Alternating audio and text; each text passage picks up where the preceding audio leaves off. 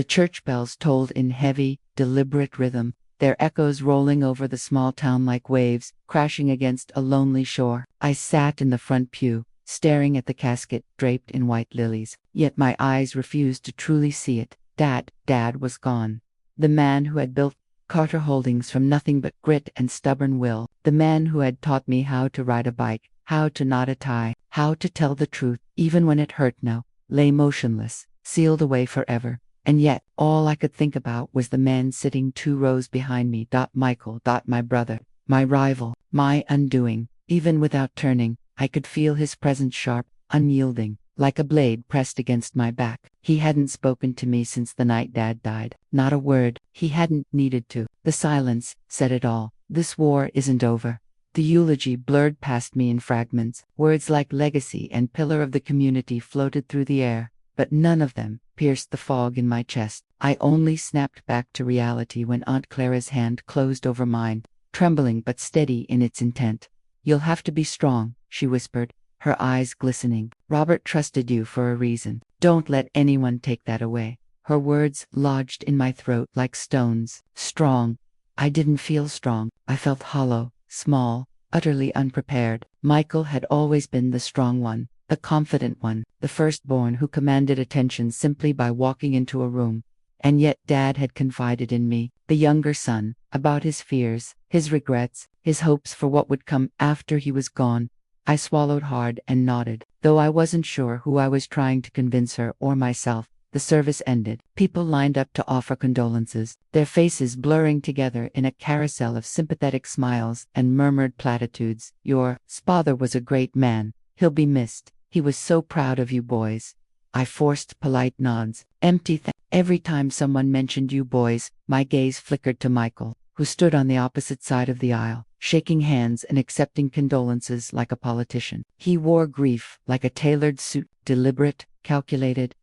And yet, behind that polished mask, I saw it, the fire, the same fire that had driven every fight between us since childhood. From who got the bigger slice of pie, to who would run the company one day. Michael wanted control, always had, always would. Outside, under the gray sky, the family gathered in the courtyard. The autumn wind whipped through the trees, scattering yellow leaves across the marble steps. Conversations buzzed in hushed tones about Dad's passing, about the company, about the estate, always about the estate. Robert left quite a fortune, one uncle muttered to another. I wonder how he divided it. I felt my stomach clench. No one said it aloud, but I knew what they were all thinking. Who gets what? Michael approached then, his stride purposeful, his black suit immaculate. He stopped a few feet from me, his expression unreadable. For a moment, I thought maybe he would offer some genuine brotherly truce. Instead, he leaned close, his voice low enough that only I could hear. "Don't fool yourself, Daniel. Whatever scraps you think you're getting, don't expect a dime. Dad built everything for me. You'll see soon enough." I froze, my heart slamming against my ribs. His tone wasn't a threat, it was a promise. Before I could respond, he clapped me on the shoulder in a mock gesture of sibling affection and walked away, smiling politely at the relatives who watched us. My chest burned with words. I couldn't say because as much as I hated to admit it, part of me feared he was right. The reception afterward was unbearable. The mansion felt too large, too hollow without Dad's booming laughter filling the halls. Everywhere I turned, I saw reminders of him. The portrait above the fireplace, the leather armchair by the study, the faint smell of his cologne lingering in the air. Michael held court in the dining room, surrounded by cousins and family friends, speaking as though he already wore Dad's crown. People nodded, laughed, clapped him on the back. They always did. He had that kind of charisma, the kind that pulled people in, even when they should have known better. I stayed in the corner with Aunt Clara, sipping a drink I didn't want, my mind spiraling. "Why do you let him get to you?" she asked gently. "Because he's right," I said bitterly. "He's always been the golden child. Dad praised him in public, defended him, gave him responsibility. I never got. Maybe he really did build all this for Michael." Aunt Clara turned to me sharply, her eyes fierce. "Don't you dare believe that. Your father saw Michael's ambition, yes, but he also saw his flaws, and he saw something in you that Michael will never understand." "What's that?" I asked, almost laughing. "Heart," she said simply. The word struck me harder than I expected. As the night wore on, The crowd thinned. The house grew quieter. I slipped into Dad's study, closing the door behind me. The room smelled of old books and pipe tobacco, just as it always had. His desk was still neatly arranged, papers stacked, pens lined, a single photograph of Michael and me as children smiling with missing teeth. I sat in his chair, running my fingers along the polished wood, and for the first time all day, I let the grief crash over me. Hot tears blurred my vision. "I don't know if I can do this, Dad," I whispered into the silence. "You always believed in Michael. Why me? Why now?" The only answer was the soft creak of the house settling around me, but somewhere deep inside, beneath the grief and doubt, a spark flickered. Maybe Aunt Clara was right. Maybe Dad had seen something in me after all. Still, as I sat there in the shadows of his study, one truth gnawed at my mind. Michael wouldn't let this go. And whatever Dad's will said, whatever future he had intended die, knew Michael would fight me for it, to the bitter end. The day after the funeral dawned gray and wet, as if the sky itself couldn't stop mourning. Rain pattered against the tall windows of the Carter estate, streaking the glass with silver threads. I sat at the kitchen table with a mug of untouched coffee, staring into the dark swirl of liquid, my mind heavy with the same thoughts that had kept me awake all night. Dad had always been meticulous about his affairs. "Paperwork is order, and order is peace," he used to say. He had kept ledgers going back 30 years, tax returns bound in neat folders, even receipts for household repairs tucked into labeled envelopes. And yet, when I'd asked Aunt Clara last night if she'd seen Dad's will, she had looked at me with surprise. "No," she'd said, shaking her head. "Michael hasn't mentioned it either." But Robert wouldn't have left things unsettled. He would have prepared everything. Of course he would have, which meant the will existed. The only question was, where was it? By mid-morning, the house was alive with voices again. Family members lingered after the funeral, too polite or too curious to leave. Some wandered the halls as though they owned the place already, peering at the paintings and antique vases. Their laughter and chatter echoed faintly, but I couldn't shake the feeling that vultures had descended. In the library, I found Michael surrounded by a cluster of relatives. He stood tall, one hand tucked into his pocket, the other gesturing confidently as he spoke. And of course, Father always trusted me with the important matters, the business, the investments, the estate management. He said once, "Michael, when I'm gone, you'll know what to do." The cousins nodded approvingly, as though he had just quoted scripture. My jaw tightened. Dad might have said those words, but he had said other things too, things Michael didn't know about. "Excuse me," I cut in, my voice sharper than I intended. "Has anyone seen Dad's will?" The room went still. Every pair of eyes flicked to me, then to Michael. He smiled coolly. "Why the rush, Daniel? We've only just buried him. Can't you let people grieve before talking about money?" Heat rose in my chest. "This isn't about money, it's about respect." Dad would have wanted his wishes honored. Michael's smile thinned. "And they will be, in due time." Something in his tone made the hairs on my arms stand up. By afternoon, Aunt Clara and I began searching quietly on our own. We combed through Dad's study, rifling the desk drawers, scanning the shelves for lockboxes or folders. Nothing. "Check the safe," Clara suggested, pointing to the built-in cabinet behind the desk. The combination lock clicked beneath my fingers.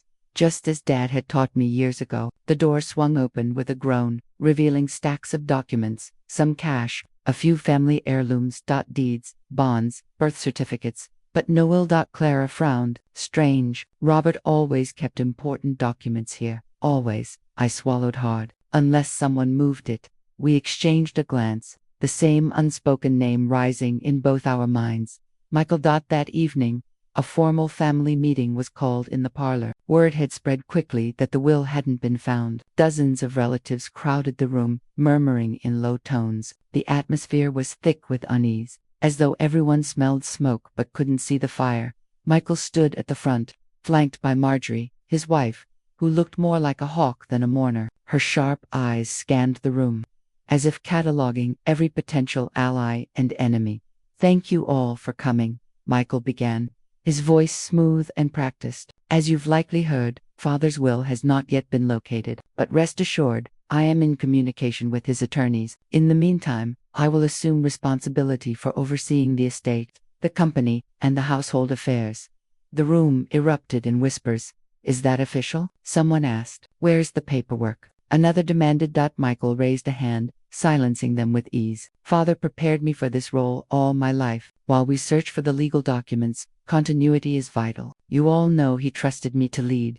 I stood abruptly. You don't know that. The will hasn't been read. None of us know what Dad wrote. His gaze locked with mine, cold and unyielding. And what exactly are you implying, Daniel? That Father left it all to you? The room buzzed with tension. I forced myself to meet his stare. I'm saying Dad's words should speak for themselves, not yours. For a moment, silence hung heavy. Then Michael smiled faintly, almost pityingly, and turned back to the crowd. Of course, we'll locate the will in due time. Until then, I ask for your cooperation. People nodded reluctantly. Some looked at me with sympathy, others with doubt. I sank back into my chair, anger boiling in my veins. Later that night, unable to sleep, I wandered into Dad's study again. The rain had stopped, leaving the windows streaked but clear. Moonlight spilled across the desk, illuminating a faint scratch along the wood. I ran my finger over it absent-mindedly, then froze. The scratch wasn't random. It was a marked two shallow lines forming an X. My heart quickened. I bent down, running my hands along the underside of the desk. My fingers brushed against something rough, metallic, a hidden compartment. With trembling hands, I pressed until the latch released. A small panel slid open, revealing a narrow cavity. Inside was a single envelope, sealed and yellowed with age. On the front, in Dad's unmistakable handwriting, were the words, "Last Will and Testament of Robert Carter." My breath caught. There it was, the truth. But even as relief surged through me, dread followed close behind, because I knew exactly what this meant. If I had found it, Michael would know I had it and he would never forgive me. The envelope burned in my hands as though it were made of fire instead of paper. I sat at Dad's desk, the secret compartment still open beneath the wood, staring at the words written in his hand. Last Will and Testament of Robert Carter. Relief, fear, anticipation, they tangled in my chest until I could hardly breathe. I had it, the proof, the truth of Dad's final wishes. But should I open it? Part of me wanted to tear it open right then, devour every line, finally know what Dad had decided. But another part of me whispered caution. Dad had sealed this for a reason. He had wanted it read formally, not stolen open in the middle of the night like some forbidden secret. I slid it back into the envelope and pressed it against my chest, my pulse racing. Michael couldn't know, not yet. The following morning, the house was filled with restless energy. Cousins bickered over heirlooms, uncles argued about the company, and whispers drifted through the halls like smoke. Michael will take charge, just as Robert wanted. Maybe, but Daniel has a claim too. What if the will names someone else entirely? Every conversation circled the same drain. The missing will. I kept the envelope hidden in my room, tucked inside the false bottom of an old drawer, and tried to act normal. But every time I caught Michael's eyes across the dining table, a chill ran through me. His gaze was sharper than ever, scanning me as if he knew I carried something he wanted. Over breakfast, he raised his glass of orange juice in mock cheer. To Father, he declared, a man who taught us strength, discipline, and above all loyalty. The family murmured their agreement. He smiled thinly and added, and may his legacy continue under the right hands. The implication hung heavy in the air. Aunt Clara shifted uncomfortably. I clenched my jaw. Later that day, Clara cornered me in the garden. The autumn air was brisk, carrying the scent of damp earth and fallen leaves. You've been restless since last night, she said quietly. Did you find something? I hesitated, glancing around. No one was near, but still, I lowered my voice. I found it, the will, hidden in Dad's desk. Her eyes widened, then softened with relief. Thank God. Daniel, you have to show it. This could put an end to Michael's posturing. I shook my head. Not yet. If I reveal it now, he'll deny it, twist it, maybe even destroy it. I need to be sure. I need to take it to Dad's lawyer first. Clara studied me for a long moment, then nodded. You're right, but be careful. Michael won't sit quietly if he suspects. As if on cue, a shadow moved along the hedge. Michael appeared, his expression cool, but his eyes sharp as glass. What are you two whispering about? He asked smoothly. Memories, Clara answered quickly, stepping forward. Your father's roses. He loved this garden. Michael's gaze lingered on me a moment longer before he smiled, though the smile never reached his eyes. Of course, Father always valued beauty and secrecy. He walked away, leaving a trail of unease in his wake. Clara exhaled shakily. He knows, maybe, I muttered, but not enough. That evening, the family gathered again in the parlor. Michael had called another meeting, this time with even more relatives crammed into the high-ceilinged room. The chandeliers glowed, casting sharp light over polished mahogany and anxious faces. Father's business empire cannot sit idle, Michael began, standing at the fireplace like a king addressing his court. We must ensure continuity. Until the will is found or proven, last I will act as interim executor. This is not about greed. It is about stability. Murmurs of agreement rippled through the crowd. A few clapped softly. I stood. You can't just appoint yourself, Michael. The law doesn't work that way. Dad's will exists. It will be found, and it will speak for itself. Michael's jaw tightened, though his voice stayed calm. And where exactly is this mysterious will, little brother? Because, as far as anyone knows, it doesn't exist. Perhaps you're chasing ghosts.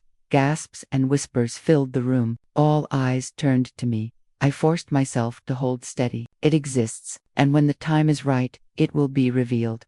For a moment, our gazes locked to swords clashing in silence. His lips curved into the faintest smirk, as though he had just confirmed what he suspected, that I knew more than I should. The divide was official by the end of the night. Some of the family flocked to Michael, praising his decisiveness and strength. Others lingered near me, whispering doubts, offering quiet support. The house itself seemed split down the middle, two factions under one roof, the tension so thick it was suffocating. In the kitchen, I overheard two cousins muttering, "Michael's the obvious choice. He's always been the leader. But Daniel, he has Robert's gentleness. Maybe that's what we need."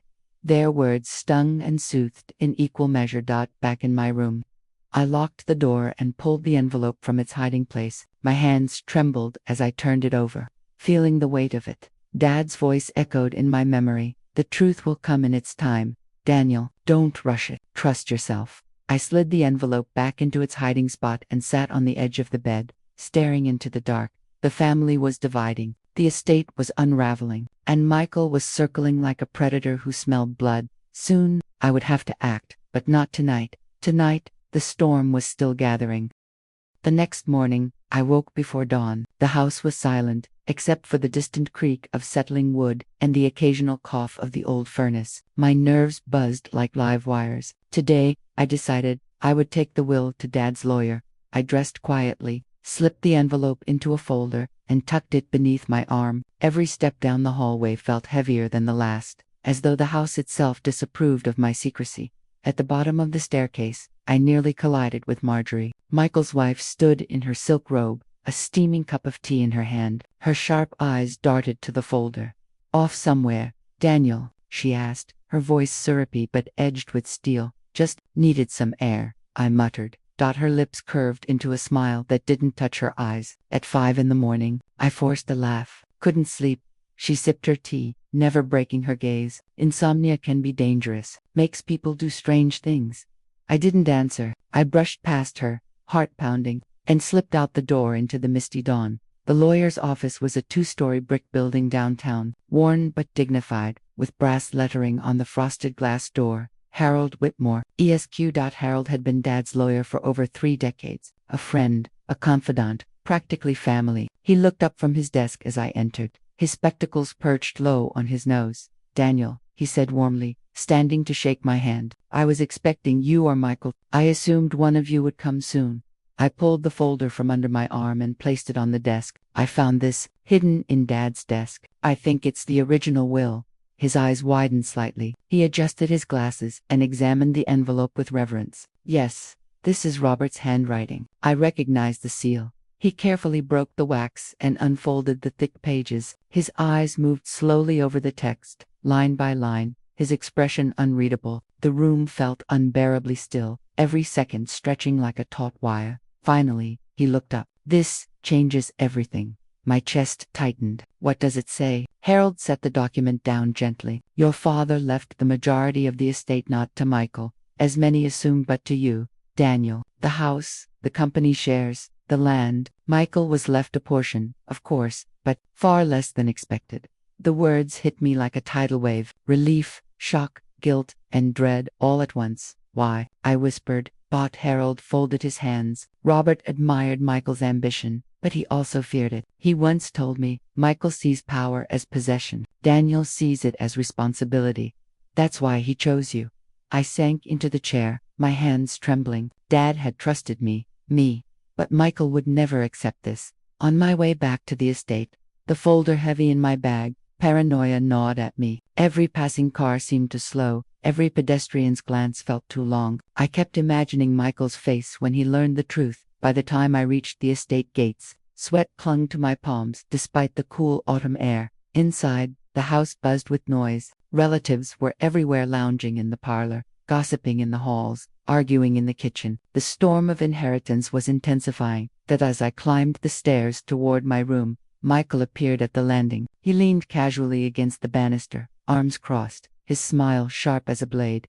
Out early this morning, he remarked. Busy day. Just needed some time alone, I said carefully. His eyes flicked to the folder in my hand. Funny, you don't look like you've been meditating in the garden. I gripped the folder tighter. You're seeing things, he chuckled, low and dangerous. Maybe I am, or maybe I know when someone's hiding something from me. For a long moment, we stared at each other. Then he leaned in, his voice barely above a whisper. Whatever you think you've got, little brother, it won't save you. He walked away, his footsteps echoing like a warning. That evening, Aunt Clara found me in the library, pacing in front of the fireplace. You saw Harold? She asked. I nodded. The will leaves almost everything to me. Michael, he only gets a fraction. She let out a shaky breath. Dear Lord. No wonder Robert hid it. He must have known Michael would never accept it. I pressed my hands to my temples. He already suspects I know something. He won't stop until he has this document or destroys me.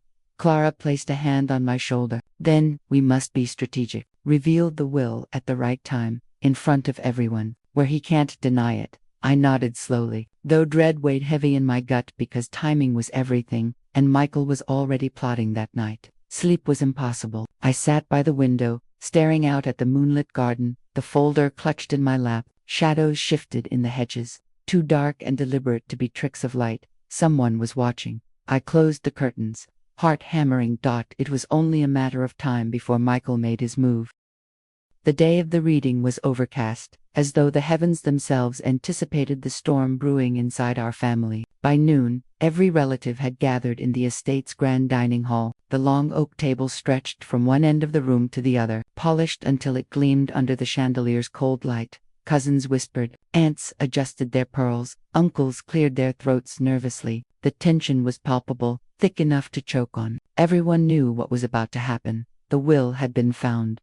I sat near Aunt Clara, the envelope safe in Harold Whitmore's leather briefcase at the head of the table. The lawyer stood tall, his presence commanding respect even among the most quarrelsome of our kin. His silver hair caught the light, his glasses perched with precision on his nose.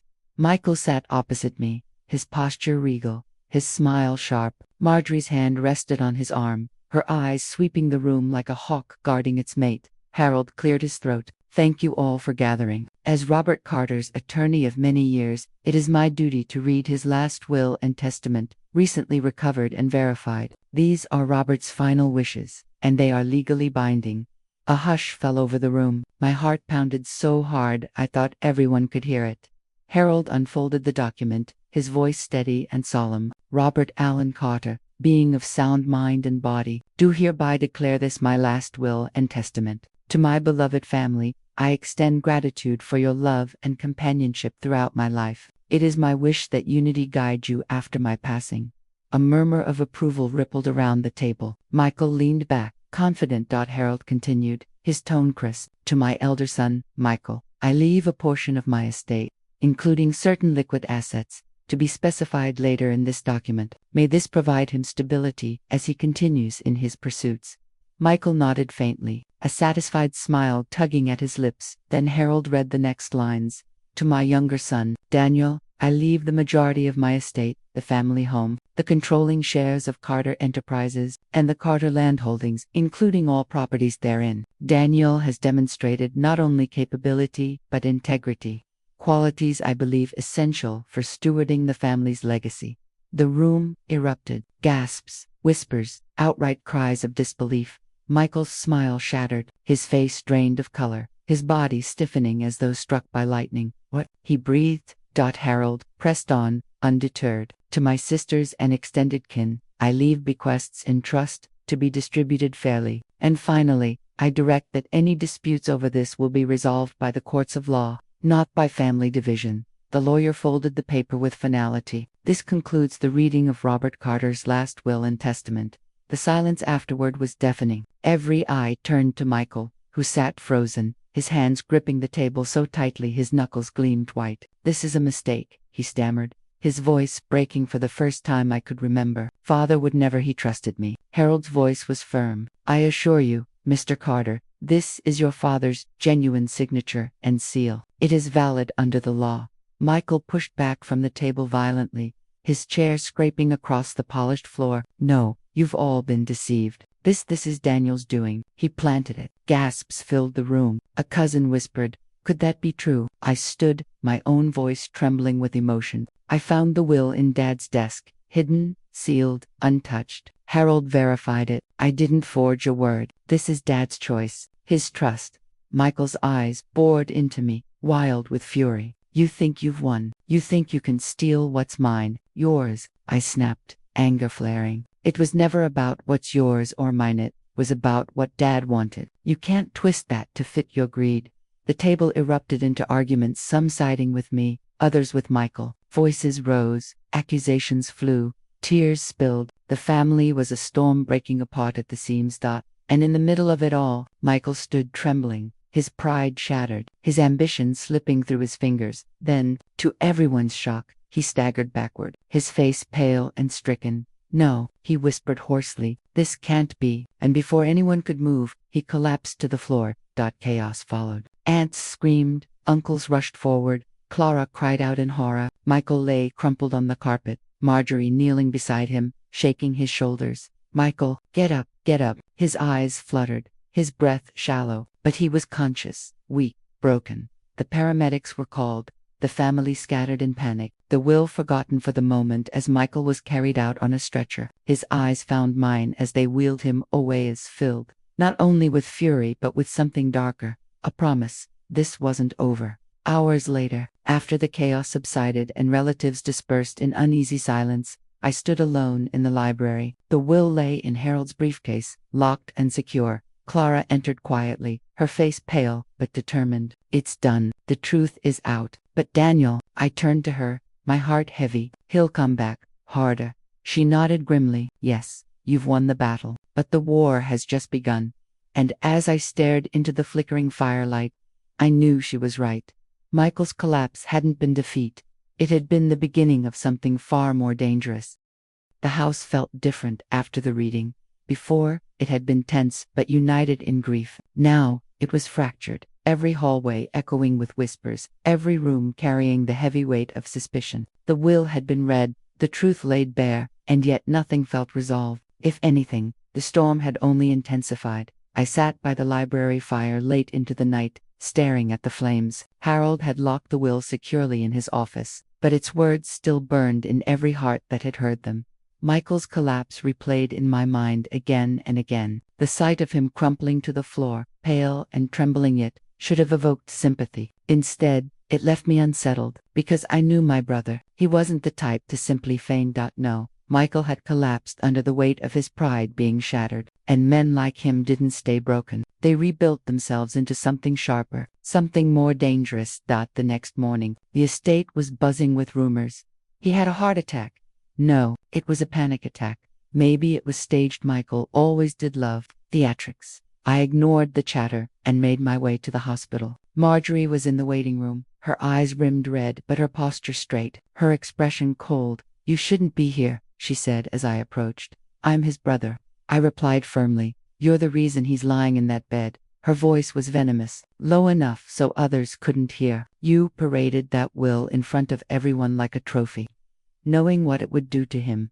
I swallowed the anger rising in my throat. That was Dad's choice, not mine. Michael would have done the same if the roles were reversed. She leaned closer, her nails digging into the armrest. "No, Michael would have protected his family's dignity. You humiliated him, and he will not forget it." Before I could respond, a nurse emerged. "You can see him now," she told Marjorie. Marjorie rose gracefully. smoothing her skirts, and gave me one last glare before disappearing down the hallway. I returned to the estate, heavy with unease. Aunt Clara met me in the foyer, her face drawn. "How is he?" she asked. "Stable," I replied, "but Marjorie blames me." Clara sighed. "Of course she does. She's always fueled his worst impulses. If Michael's fire, Marjorie's the oil." I rubbed my temples. The family's splitting apart. Half of them think I manipulated everything. Half are terrified of siding with me in case Michael claws his way back. Clara's gaze softened. "Daniel, your father chose you for a reason, but you have to be careful. Michael will fight tooth and nail. He won't stop at words." I nodded, though the weight of her warning pressed heavy on my chest. Days passed. Michael returned to the estate under doctor's orders for rest, but rest was not in his nature. He prowled the halls like a caged lion, his once commanding presence now tinged with something feral. At dinner one evening, he entered the dining room slowly, leaning on a cane, Marjorie supporting his arm. The family fell silent as he lowered himself into his seat. "Thank you," he said hoarsely, his eyes scanning the table, "for your concern." Nobody spoke. Forks clinked against plates, the only sound in the room. Then he looked directly at me. "I've had time to think," he continued. "Father's will may say what it says, but paper cannot capture his true wishes. Words can be twisted. Intent can be misinterpreted." Murmurs spread like wildfire. "Are you suggesting the will is invalid?" Aunt Clara asked sharply. Michael smiled faintly, his eyes never leaving mine. "I'm suggesting that father changed his mind, that perhaps the document we heard was not his final word." The table erupted. Some shouted in agreement, others in outrage. I sat frozen, my blood running cold. This was the beginning of his counterattack. Later that night, as I walked the darkened halls toward my room, I heard voices coming from the study. I paused by the door, heart pounding, and listened. "We can't just let him take everything," Marjorie hissed. "I know," Michael replied, his voice low but steady. "Father may have written those words, but I'll prove they weren't his last. I'll make them see." Marjorie's voice softened, coaxing. "Then we'll find something. Letters, notes, anything to show. He wanted you to have it all. You deserve it." Michael, silence. Then Michael spoke again, his tone dark, resolved. "Daniel thinks he's won, but this isn't over, not by a long shot." I backed away from the door, my hands trembling. They weren't going to accept defeat. They were going to fight. And if they couldn't find proof, they'd manufacture it. The next morning, I confided in Clara. She listened intently, her lips pressed thin. "He's planning something," I said, pacing the room. "He's going to forge evidence letters, maybe. He'll try to rewrite Dad's intentions." Clara's eyes glistened with fear. "You must stay ahead of him. Keep Harold close. The law is your shield now." But even as she said it, I knew the truth. Laws could be bent, evidence could be falsified, and the court of family opinion was already teetering against me. Michael was wounded, but he wasn't defeated. He was rebuilding, stronger, angrier, and more dangerous than before. And I realized then that the will, though powerful, was only the beginning of the battle. The real war for my father's legacy had just begun. The first letter appeared 3 days later. It arrived in a plain envelope, slipped onto the dining room table during breakfast. No one claimed to have delivered it. Michael was the one who picked it up, turning it over slowly as though savoring the moment. He cleared his throat, tapping the paper against the table to draw everyone's attention. "It seems father left more behind than we realized." The room hushed instantly. Aunts set down their teacups. Cousins leaned forward. Even I froze, my fork halfway to my mouth. Michael slid the letter from the envelope and unfolded it with deliberate care. The handwriting was unmistakably, at least to the untrained eye. My stomach sank. He began to read aloud. "To my eldest son, Michael, I have reconsidered the matters of inheritance. Daniel is kind, yes, but kindness is not enough to safeguard the Carter name. I fear his softness will undo what I have built. You, Michael, are the one with the strength and resolve to continue my legacy. Know that, in truth, you are my true successor." Gasps filled the room. Cousins exchanged shocked glances. One uncle muttered, "Well, that certainly changes things." I stood so quickly, my chair scraped against the floor. "This is a lie. That handwriting, it's not Dad's. He never wrote this." Michael arched a brow, his expression calm, even pitying. "You doubt father's own words. How predictable. Where did it come from?" I demanded. Who delivered it? Why wasn't it with the will? Michael folded the letter neatly, sliding it back into its envelope. Not everything father wrote was filed with Harold. Perhaps he had his reasons. The murmurs grew louder. Doubts spread like wildfire through the room. Later, I cornered Aunt Clara in the study. My hands shook with fury. He forged it, I spat. I don't know how, but he did. The ink, the paper, it's all designed to look authentic. Clara's face was pale. Some of them believed him, Daniel. I could see it in their eyes. He's planting seeds, and they're taking root. I paced, my chest heaving. We need Harold. He can prove it's a forgery. She nodded. Yes, but Michael's clever. He won't stop with one letter. He'll build a whole story. And she was right, because the second letter came 2 days later. This one appeared in the library, placed conspicuously on the desk. Again, Michael discovered it, his voice solemn as he gathered the family. My dearest sons, if you are reading this, know that my heart is conflicted. I wish Daniel could be the man I hoped, but I see now that Michael is the one with the willpower to protect what I built. The business, the estate, they must be in strong hands. By the end of the letter, several family members were nodding. The tide was turning. I slammed my fist on the table. You're desecrating his memory. Dad trusted me, Michael. That's what the will says. That's what he wanted. Michael's smile was razor sharp. And yet, Daniel, father's own words, suggest otherwise. Perhaps the will was outdated. Perhaps he had a change of heart. Or perhaps you're desperate enough to fake documents. I shot back. Gasps rippled through the room. Michael's expression didn't falter, but his eyes flashed dangerously. This isn't desperation, he said coldly. This is truth, and I will prove it. That night, I took the supposed letters to Harold. He examined them under bright light, magnifying glass in hand. His brow furrowed deeply. The handwriting is similar, he admitted. Too similar, almost. Practiced. The ink is fresh though. The paper is aged, but not naturally it's been treated. My stomach turned. So they're forgeries. Yes, Harold said firmly. Sophisticated ones, but forgeries nonetheless. No doubt, I exhaled shakily. Relief mingled with dread. Michael was manufacturing evidence and he was good at it. Will the family believe that? I asked. Harold's eyes hardened. Whether they do or not, the courts will. Keep these safe. If Michael tries to use them legally, we'll expose him. But family was not a courtroom, and in the court of blood, emotion always outweighed logic.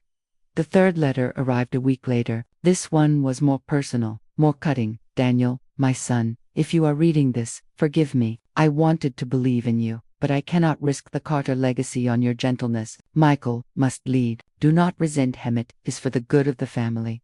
When Michael read those words aloud, his voice broke, perfectly timed to sound authentic. Tears glistened in his eyes.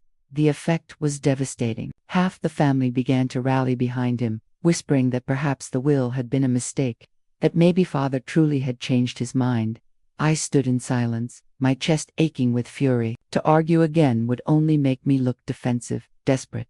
But I caught Clara's eye. She gave the faintest nod. She knew, she believed me. Still, the family was splitting down the middle, and Michael's lies were gaining ground. That night, I dreamed of Dad. He stood in the garden, roses blooming around him, his face shadowed. Truth is fragile, Daniel, he said, his voice low. Guard it well. Lies spread faster, but truth endures if you fight for it. I woke in a sweat, Dad's words echoing in my ears. Michael was building his fortress of lies brick by brick. And soon, the battle wouldn't just be for the estate, it would be for Dad's very memory. The day Michael announced he was taking the matter to court, the entire estate seemed to shudder. He stood in the parlor, cane in hand, his voice calm but laced with triumph. The will, as it stands, is not the whole story. I have letters, my father's words, that show his true intent. I will not sit idly by while a mistake robs me of my birthright. The room broke into chaos. Cousins argued, uncles raised their voices, aunts wrung their hands. Some turned toward me, pleading for a response. Others glanced at Michael, as though he were already the rightful heir. I forced myself to remain composed. If you want a legal battle, Michael, then you'll get one.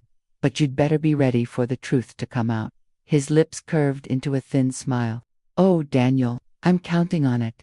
Harold wasted no time. Within days, he filed the necessary paperwork to protect the estate, ensuring no sudden changes could be made until the dispute was resolved. You must understand, Harold said as we sat in his office. Stacks of documents piled around us. This is more than inheritance. This is reputation. If Michael convinces even a handful of the family, he'll have pressure on his side. Judges are human, they're swayed by perception as much as evidence. I rubbed my temples. He has forged letters. That should be enough to destroy his case. Yes, but proving forgery requires more than suspicion. We need experts. Handwriting analysts, ink specialists, forensic examiners. This will not be quick. I exhaled sharply. Then let's begin. The court date was set for 6 weeks later. In the meantime, the estate became a battlefield of whispers. Some relatives refused to take sides, retreating into silence. Others openly debated in hallways and drawing rooms. One cousin even stopped me in the garden, her face troubled. "Daniel, I don't know what to believe," she admitted. "The will says one thing, but the letters, they sound so real. I can hear Uncle's voice in them." "That's exactly what Michael wants," I said tightly, too confused to blur the truth. Dad's will was clear. Don't let lies cloud your memory of him. But even as I said it, I saw the doubt in her eyes. Michael's poison was spreading. On the day of the preliminary hearing, the courtroom buzzed with anticipation. Michael entered, flanked by Marjorie, his suit immaculate, his cane tapping the floor like a metronome of power. I sat with Harold beside me, my hands clenched. The judge, a stern woman with steel-gray hair, called the session to order. Michael's lawyer, an aggressive man named Cartwright, rose first. "Your Honor, while the will names Daniel Carter as heir, we have newly discovered correspondence from the late Mr. Carter himself. These letters indicate a clear change of heart, expressing his wish for Michael Carter to inherit the estate. We will present these documents as evidence of the decedent's true intent." Gasps filled the gallery. My chest tightened, but I forced myself to stay calm. Harold rose slowly. "Your Honor, these so-called letters are nothing but forgeries. We will provide expert testimony to prove as much. The will before you is legally executed, witnessed, and filed properly. It is the only valid expression of the late Mr. Carter's wishes." The judge's gaze shifted between us, her expression unreadable. "Then it seems this court must determine not only the validity of these letters, but the integrity of the family's history." Her words struck like a hammer. This wasn't just about paper. It was about legacy. In the weeks that followed, investigators tore through the estate. Handwriting experts scrutinized every loop and line of the supposed letters. Chemists analyzed the ink. Paper specialists examined the fibers. One evening, Harold came to me with a file. His expression was grave, but triumphant. "We have it," he said, laying the papers before me. "The ink used in these letters contains chemical compounds that weren't commercially available until 2 years after your father's death." My heart soared. "That's it. That's proof." "Yes," Harold agreed. "But Michael won't yield easily. He will try to discredit the experts, claim tampering, accuse you of foul play. Prepare yourself." I nodded, though my stomach churned. This wasn't just about evidence anymore. It was about survival. The next hearing was brutal. Cartwright tore into the handwriting experts, accusing them of bias. He suggested Harold had manufactured the analysis. He even implied I had gone to desperate lengths to protect my inheritance. Michael sat silent through it all, his expression calm, almost smug. Then Cartwright dropped his bombshell. "We have a witness," he declared. "A longtime family acquaintance who will testify that Mr. Carter confided his true wish was for Michael to inherit the estate." The courtroom erupted in murmurs. My blood ran cold. The doors opened, and in walked Mr. Grant. I froze. He had been my father's business partner years ago, a man of stern principles and sharp memory. He took the stand, his gaze steady. "Yes," Grant said, his voice solemn. "Not long before his death, Carter told me directly that he regretted naming Daniel his heir. He said Michael had the strength needed, and that the will was a mistake he intended to correct." The words struck like knives. The gallery erupted again, and even the judge leaned forward with interest. I gripped the table, fury boiling inside me. This was a betrayal I hadn't anticipated. That night, I stormed into Clara's sitting room. "Grant lied," I spat. "He's in Michael's pocket. Dad never said those things. He would never." Clara's face was pale, her hands trembling around her teacup. "Daniel, Grant owed your father a debt, one that was never forgiven. Perhaps Michael offered him something to erase it." I sank into a chair, the weight of it all crushing me. Michael wasn't just forging papers, he was rewriting history with living witnesses. How could I fight lies when they came from the mouths of men my father once trusted? Clara leaned forward, her eyes fierce. Then you must find the truth he cannot bury. There are secrets, Daniel, things your father never told you. If Michael wants to play this game, we must uncover what he fears most. Her words sent a chill down my spine. What secrets? But in my gut, I knew. If Michael had forged letters and bought witnesses, then there were truths he desperately wanted hidden. And if I found them, they might be the weapon I needed to shatter his lies once and for all. The estate's library had always been my sanctuary. Rows of leather-bound volumes, the faint smell of old paper, the quiet hush of history. But that night, it became something else entirely, a hunting ground. Clara and I worked by lamplight. Our voices hushed as though the walls themselves might betray us. Stacks of boxes surrounded us, filled with decades of correspondence, receipts, ledgers, forgotten records of my father's life.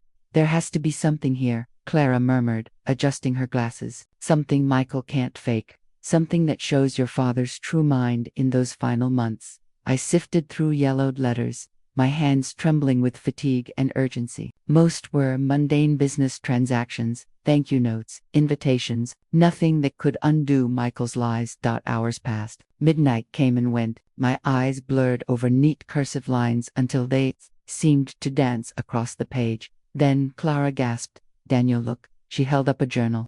Its cover worn, the leather cracked with age. My heart thudded as I took it. The familiar scrawl across the first page, unmistakable. This journal belongs to Thomas Carter, my father's journal. We opened it carefully, almost reverently. The entries spanned months leading up to his death, each one a glimpse into his private thoughts. At first, they were ordinary musings, weather notes, reflections on roses in the garden, brief accounts of dinners and business meetings. But then the tone shifted. September 14th. I worry about Michael. His ambition is a flame that consumes everything in its path. I built this estate with sweat and integrity. He would gamble it away for the thrill of conquest. Daniel is gentler, yes, but gentleness is not weakness. It is strength of another kind. My throat tightened as I read aloud. Clara's eyes glistened. September 22nd. I have signed the will. Daniel is my heir. He will protect this family when I no longer can. Michael will rage, but it is for the best. I only hope he finds peace with himself someday. Clara pressed a trembling hand to her lips. Daniel, this is it. This is your father's truth. In his own hand, dated, bound, undeniable. I turned the pages with growing urgency. The entries grew darker, more personal. October 2nd. Michael grows restless. He speaks of taking control, of shaping the Cartner name into something feared. I cannot allow it. Daniel must stand strong when the time comes. October 10th. I fear Michael suspects my decision. His temper simmers. If anything should happen to me, I pray Daniel will have the courage to hold firm. Truth will be his shield. By the time we closed the journal, the room felt colder, heavier. This changes everything, I whispered. Yes, Clara said softly, but we must be careful. If Michael learns we have this, he'll stop at nothing to destroy it. Her words weren't paranoia, they were prophecy. The next morning, Harold's eyes widened when I laid the journal before him. Good Lord, he breathed, flipping through the entries. This is irrefutable. Dates, context, handwriting that matches known samples perfectly. If presented in court, it will obliterate Michael's claims. Then we'll use it, I said fiercely. Bafta Harold hesitated, his jaw tightening. Understand, Daniel introducing this will escalate matters. Michael will see it as a declaration of war. He may already suspect you're searching for ammunition. I met his gaze without flinching. Then let him. This is the truth. And it's time the truth fought back. That evening, the family gathered once more in the dining room. Tension hung thick in the air. Michael sat at the head of the table, as though he already owned it. Marjorie at his side, her smile as sharp as glass. Before he could speak, I placed the journal on the table with a firm thud. What's this? Michael asked, his eyes narrowing. Our father's journal, I replied steadily, written in the months before his death. His true thoughts, his real wishes. Murmurs rippled through the room. Michael reached for the book, but I slid it away from him. Read it to them, Daniel, Clara urged. And I did. Page after page, I read father's words aloud. Words that praised my resolve, warned of Michael's destructive ambition, and reaffirmed the will he had signed. By the end, Silence blanketed the room. Aunts dabbed their eyes with napkins. Cousins shifted uncomfortably, their loyalty visibly shaken. Michael's face was stone, but his knuckles whitened around his cane. This proves nothing, he said hoarsely. Anyone could have written those words, except the handwriting matches every other document father ever wrote, I countered. And unlike your mysterious letters, this journal is bound, dated, and preserved. The tide was shifting. I could feel it. But Michael was not finished. That night, I woke to a faint creak outside my door. My heart pounded as I slipped silently from bed and opened the door a crack. A shadow moved down the hallway hall, limping slightly, cane tapping softly against the wooden floor, Mickeldot, and in his other hand, he carried gloves and a small SATCHEL. My blood ran cold. He was going for the journal. I trailed him silently through the darkened halls until he entered the library. The satchel clinked faintly, chemicals perhaps, or tools. He knelt before the desk where the journal had been locked away. His hands moved quickly, practiced. Michael, my voice cracked like a whip through the silence. He froze, his back stiffening. Slowly, he turned, his eyes flashing in the lamplight. Move aside, Daniel, he hissed. Not a chance, I said, stepping forward. You can forge letters, by witnesses, twist the truth, but you won't touch this. Not Dad's words, not his truth. For a moment, we stood locked in silence, the past and future hanging between us like a blade. Then Michael straightened, his face hard. If you think that journal will save you, you're more naive than I thought. I'll burn it before I let it destroy me. Then you'll have to go through me, I shot back. His eyes burned into mine. Fury and desperation entwined. But then he turned, shoving past me, his cane striking the floor with furious rhythm as he stormed into the night. The journal was safe for now, but I knew, with chilling certainty, that Michael would not stop until it was reduced to ash. The estate was restless in the days following Michael's midnight intrusion. Servants whispered of footsteps in the halls, of locked doors rattling in the dark. Even the old hounds barked at shadows, unsettled by the tension that clung to every corridor. I slept lightly, half expecting Michael to return at any moment. The journal remained locked in Harold's, safe now, guarded with the weight of the law. But safety felt fragile. Michael was desperate. Desperate men were dangerous. It was only a matter of time before he struck again. That evening, a storm rolled over the estate. Rain lashed against the windows, and thunder growled like a warning. The family gathered in the great hall, unwilling to disperse into lonely rooms while lightning split the sky. Michael sat near the fire, his cane resting against the hearth. His face was calm, too calm, the faintest smile curling at the corners of his mouth. Storms cleanse, he mused aloud, his voice carrying over the crackle of flames. They tear down the old to make way for the new. I ignored him, though Clara shot me a wary glance. That as the night dragged on, I excused myself. Something in Michael's demeanor unsettled me. He was waiting for something. And then I smelled it, faint, acrid, unmistakable. Smoke. My heart lurched. I ran down the hallway toward the library. When I burst through the doors, flames licked across the shelves, papers curled and blackened, the fire spreading fast. And there, silhouetted by the inferno, stood Michael, his cane discarded, a rag still smoldering in his hand. Michael, I roared. He turned slowly, his eyes wild in the firelight. It ends tonight, Daniel. No more journals, no more lies. Father's memory belongs to me, not you. I lunged forward, grabbing a heavy woolen curtain and beating back the nearest flames. You'll burn the entire house down. Better ash than yours, he spat. We grappled in the heat, the air thick with smoke. He shoved me hard, sending me sprawling against a fallen chair. Sparks showered around us. Michael, stop. Clara's voice rang out from the doorway. She rushed forward, coughing from the smoke. You'll kill us all. But Michael was beyond reason. His eyes were fever bright, his breath ragged. If I can't have Father's legacy, no one will. He seized a burning log from the fireplace and raised it high. For a moment, I saw him not as my brother, but as a stranger twisted by greed, consumed by obsession. And then instinct took over. I hurled myself at him. The log clattered to the floor, scattering embers across the carpet. We rolled, fists flying, the fire crackling dangerously close. Enough. Clara screamed. She grabbed a pitcher of water from the desk and doused the nearest flames. The struggle ended when Michael's cane, kicked aside earlier, tripped him. He fell hard, striking his head against the hearth. The fight drained from him as he slumped to the floor, groaning. I staggered to my feet, chest heaving. Clara knelt to smother the last embers while servants rushed in with buckets of water. The fire was contained, but the library bore ugly scars, shelves blackened and books destroyed, and through it all, Michael laughed, a low, broken laugh that chilled me more than the storm outside. "You think you've won," he rasped, blood trickling from his temple, "but I'll rise again. You can't kill me, Daniel. You can't kill the truth." I stared down at him, fury and sorrow warring in my chest. "No, Michael, you've killed your own truth. Father saw you for what you are, and so does everyone else now." But even as I said it, I knew his fight wasn't over. He was wounded, cornered, but still dangerous. And the betrayal wasn't finished either. The next morning, Harold confirmed what I feared.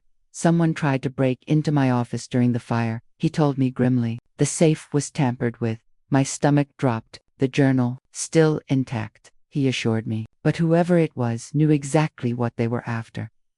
"Michael," I muttered. Harold's brow furrowed. "Perhaps, but he wasn't alone. Look here." He slid a note across the desk, a scrap of paper, hastily torn, with a single line scrawled in an unfamiliar hand. "Loyalty has its price." Clara gasped softly. "He has helped someone on the inside." The betrayal cut deeper than fire. Michael had allies hidden, silent, waiting for the right moment to strike. And suddenly, I realized this wasn't just a feud between brothers anymore. It was a war with enemies I couldn't yet see. That night, as rain drummed against the windows once more, I stood alone in the charred remains of the library. The shelves stood like skeletons, the air still carrying the bitter tang of smoke. Father's journal rested heavy in my hands, its leather cover singed but intact. I whispered into the silence, as though he might still hear me. "I'll protect your words, Dad. Even if it means fighting Michael until the end. Even if it means standing alone." But deep inside, I knew I wasn't alone. Clara believed me. Harold fought with me. And somewhere within the family, there were still hearts loyal to truth. Michael had fire, but I had something stronger. I had resolve. The fire had scarred the library, but the deeper wound was the knowledge that Michael wasn't acting alone. That note, "Loyalty has its price," echoed in my mind like a warning bell. The question was, whose loyalty had been bought? Clara and I began watching the family more closely. Conversations hushed when we entered rooms. Cousins avoided eye contact. Even some of the servants, once warm and loyal, seemed hesitant. Michael, meanwhile, played the role of patient invalid. He lounged in the drawing room, cane at his side, sipping tea while Marjorie entertained sympathizers. But his eyes followed me always, glittering with the promise of some unseen plan. One evening, I caught a whisper outside the parlor. He promised us a share, more than Daniel ever would. I pressed myself against the wall, listening. The voices belonged to my cousin Edward and Aunt Margaret, both known for their expensive tastes and constant debts. "But what if he fails?" Margaret whispered. "He won't," Edward replied firmly. "Michael knows what he's doing. Once the journal's gone, the court will have no choice but to side with him." My chest tightened. So it was. True family, blood had been sold. That night, I confronted Clara. "It's Edward and Margaret. They're helping him. Probably the ones who tried to break into Harold's office." Her eyes darkened. "I suspected as much. Margaret has always resented your father for refusing to cover her debts. And Edward, well, he follows the money wherever it leads." I clenched my fists. "We need proof. If they testify against me, they'll claim father confided in them too, and the court might believe them." Clara leaned forward, her voice low. "Then we must catch them. Not in whispers but in betrayal." The opportunity came sooner than expected. 2 nights later, Harold discovered that someone had attempted to bribe one of his clerks at the courthouse. The bribe, to delay the official submission of the handwriting analysis that proved Michael's letters were forged. The clerk refused and came straight to me. Harold said grimly, but he described the man who approached him. "Tall, slender, nervous." "Edward," I muttered. Harold nodded. "I'd wager the same. We could expose him, but it would be stronger if we caught him in the so we set a trap. Harold prepared false duplicate documents and deliberately let words slip, enough for servants to overhear that they would be left overnight in his office before filing. That evening, I waited in the shadows outside the study, every muscle tense. Hours crawled by. The house slept, thunder rolling softly in the distance. At last, footsteps. 2 figures crept down the hallway, their whispers barely audible. Edward and Margaret. I watched as Edward produced a key likely stolen from a servant hand, slipped it into Harold's lock. The door opened with a soft click. They entered, their silhouettes moving quickly toward the desk. I stepped into the doorway, voice cold as ice, looking for something. They froze. Margaret gasped, clutching her shawl. Edward's face drained of color. Daniel, he stammered. We were just betraying your own blood, I snapped. Just helping Michael burn father's memory to the ground. Edward swallowed hard, his bravado crumbling. Margaret, however, straightened, her eyes flashing. You think you're better than us, she hissed. But your father left us with nothing. He let us struggle while you lived in comfort. Michael understands loyalty, he rewards it. Unlike Thomas, her words struck like a slap. So, this is about revenge, I said, and greed. Yes, she spat. And survival. You may have the journal, Daniel, but you'll lose. Michael will not stop until you're ruined. I stepped closer, lowering my voice. Then both of you will answer to the court. Harold has enough evidence to destroy your credibility. Your loyalty has a price. Margaret, and you've already paid it with your honor. They fled into the night, faces pale, muttering threats that rang hollow against the truth. The next morning, Harold filed motions to bring their betrayal to light. The judge agreed to hear testimony on attempted interference. Edward and Margaret's reputations collapsed overnight, their allies scattering like frightened birds. But Michael remained unshaken. When I passed him in the corridor that afternoon, he stopped me with a single word, clever. I turned slowly. You're running out of pawns. He leaned heavily on his cane, but his eyes gleamed with defiance. You think exposing them weakens me? No, Daniel, it makes me stronger, because now I know who I cannot trust, and I have others, stronger, closer. The implication hung between us like a blade. Closer. That evening, Clara found me in the charred library, staring at the ruined shelves. He's rattled, she said quietly, but he's not finished. He still has allies. I nodded grimly. He said they're closer, which means I broke off, the realization striking me like lightning. Marjorie, Clara whispered. Of course, she had been by his side from the beginning, whispering in his ear, fueling his rage. But if Michael was the fire, then Marjorie was the architect, the strategist. And perhaps she wasn't just supporting him, perhaps she was driving him. That night, as the storm broke again, I stood at my window, watching lightning illuminate the estate grounds. Somewhere in this house, Michael and Marjorie were plotting their next move, but I had father's journal, Harold's loyalty, and Clara's strength. And soon, very soon, the final truth would come to light, because the greatest revelation of all was still waiting, and when it came, it would shatter everything. The storm outside mirrored the one building within the estate. Lightning split the sky, thunder rattled the windows, and in the drawing room, the family gathered one last time. Harold had summoned us all for what he called the final reading. Not everyone believed him. Michael sat smugly in his chair, cane in hand. Marjorie perched beside him like a queen awaiting her coronation. Edward and Margaret hovered near the back, pale and silent after their exposure. Clara stood at my side, her hand brushing Mina, quiet promise of strength. On the table before Harold rested father's journal, its leather cover singed but whole, and a single envelope sealed with red wax. This, Harold said gravely, was discovered hidden within the journal's binding. It is Thomas Whitmore's final addendum to his will, authenticated by the same experts who verified the journal. This, he tapped the envelope, is the truth you've all been waiting for. The room shifted with unease. Michael's smile faltered, just for an instant. Go on, then, he said lightly, though his knuckles tightened on his cane. Let's see what father's ghost has to say. Harold broke the seal. Silence fell so thick I could hear the crackle of the fire. He unfolded the paper and began to read. To my family, should you ever doubt the words I have spoken, know that this final letter carries the weight of my heart. I have watched my children grow, and I have seen their flaws as clearly as their strengths. Michael, my eldest, has brilliance in him, but brilliance unchecked becomes arrogance. He believes the world owes him, when in truth, we owe the world our humility. Michael's jaw tightened. Marjorie placed a calming hand on his arm. Daniel, my younger, has struggled in the shadow of his brother's fire. Yet in struggle, he has found patience, empathy, and strength. He understands what it means to serve rather than to rule. Clara's fingers squeezed mine. And so I state, without ambiguity, the estate, in its entirety, passes not to Michael, but to Daniel. Michael shall receive a stipend, enough for comfort but not for power, for I fear what power would make of him.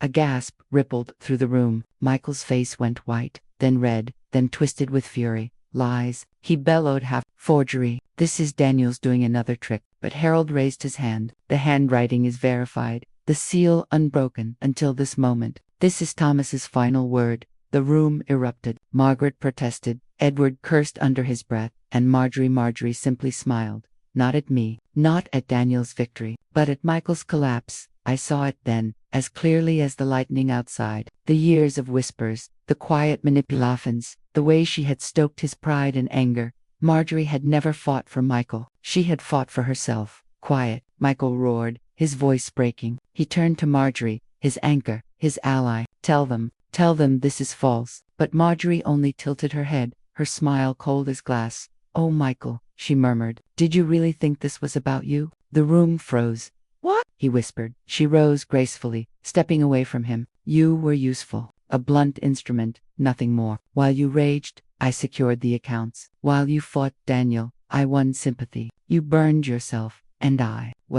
prepared for this. Michael staggered, as though struck. You betrayed me. I guided you, she corrected smoothly. But you were never meant to win. You were meant to fall. And you've done so beautifully. The betrayal hit him harder than any blow I'd ever given. His cane clattered to the floor. His breath came ragged, desperate. You used me, he rasped. Marjorie didn't deny it. She simply turned to Harold. As executor, I assume Daniel will need assistance managing such a vast estate. I am, of course, prepared to offer my services. Her brazenness stunned even Margaret. Gasps filled the room. But I stepped forward, voice sharp. Enough. You will offer nothing, Marjorie. You've shown your hand greed, deceit, manipulation. Father saw through Michael, but he saw through you too. The journal speaks of you. I opened it, flipping to the marked page Harold had shown me earlier. My voice rang as I read, Marjorie, ever the shadow behind Michael's temper. I pity her more than I condemn her. She mistakes cunning for wisdom, forgetting that wisdom without honor is only poison. Marjorie's face blanched. For the first time, her composure cracked. This cannot stand, she snapped. It already stands, Harold said firmly. The court will confirm it. Thomas's words are clear. The estate is Daniel's. Michael's stipend is protected. And as for you, Marjorie, your influence ends here. Michael's collapse was pitiful to watch. He sank into his chair, face in his hands, shoulders shaking not with tears, but with rage too vast to contain. You'll regret this, he whispered hoarsely. All of you. I'll find a way back. I always do. But the fight was gone from him. Without Marjorie, without Edward or Margaret, he was alone. And for the first time, I felt not anger, but sorrow. You could have been so much more, brother, I said softly, but you chose fire over family. He didn't look up. In the weeks that followed, the court affirmed Father's final addendum. The estate passed into my care, with Harold and Clara at my side. Edward and Margaret faded into obscurity, their debts swallowing what little remained of their pride. As for Michael, he accepted the stipend, though he called it blood money. He withdrew to a smaller house at the edge of the city, where whispers said he lived bitterly, drinking away his nights. Marjorie vanished. Some claimed she fled abroad. Others swore she lingered in the city, reinventing herself under another name. I cared little. Her power was broken. On the first calm evening after the storm, I returned to the library. The shelves had been repaired, the scars of fire hidden, though I would always see them. Father's journal rested in its place of honor, a reminder of truth preserved through smoke and betrayal. Clara joined me, her hand finding mine. It's over, she said softly. I nodded. For now, but Father was right. Power corrupts, greed burns. We must guard against it, she smiled. And we will. Together. I opened the journal to its last page, running my fingers over Father's final words. To my sons, may you remember that legacy is not wealth, nor land, nor power. Legacy is the love we leave behind. Guard it well. For the first time in months, I felt peace. The war was over, and though the estate was mine, the true inheritance was something far greater. The wisdom of a father who had seen beyond fire and shadow, who had trusted me to carry his name, not as a ruler, but as a son.